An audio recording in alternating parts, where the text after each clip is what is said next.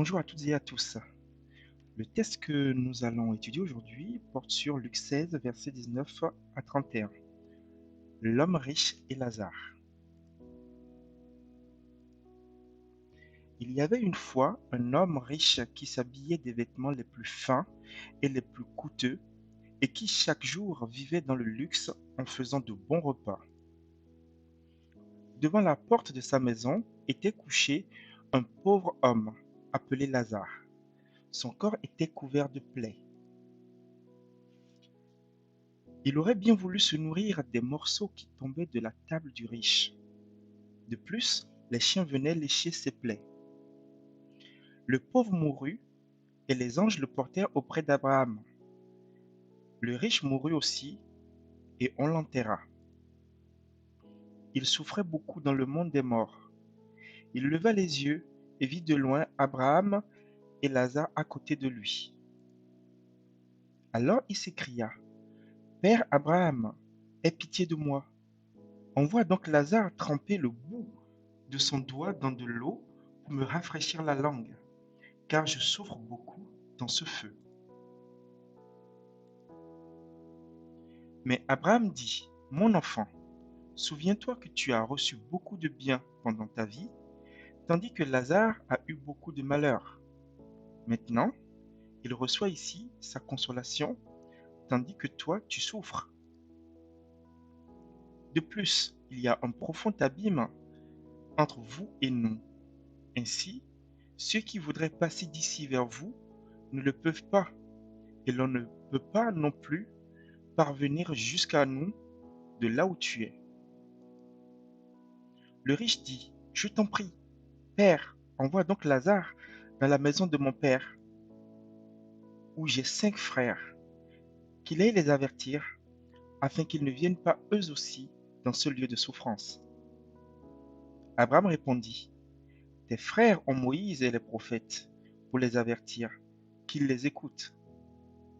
Le riche dit, Cela ne suffit pas, Père Abraham, mais si quelqu'un revient de chez les morts et va les trouver, alors ils changeront de comportement.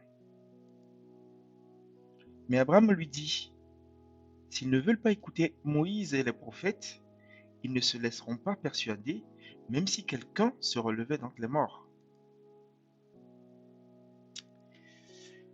Alors le texte du jour est un texte un peu compliqué. Il s'agit de l'un des rares passages où la Bible lève le voile sur l'au-delà. Pour certains spécialistes de la Bible, ce passage est une parabole, mais pour d'autres, il ne s'agit pas d'une parabole, mais plutôt d'un fait réel, car dans aucune autre parabole, Jésus n'a mentionné un prénom. Nous pouvons remarquer les points suivants. L'homme riche. Dans le texte, l'homme riche sur terre vivait dans l'abondance et le luxe. On peut le remarquer au verset 19. Son nom n'est pas mentionné dans le texte. Il semble ne pas se soucier de la misère autour de lui. Dans l'au-delà, il est dans la souffrance. Ceci ne veut pas dire qu'il ne faut pas être riche. Dieu n'a rien contre quelqu'un qui gagne bien sa vie honnêtement en travaillant et qui prend soin des personnes autour de lui. Mais le passage semble mettre vraiment l'accent sur le cœur fermé de l'homme riche.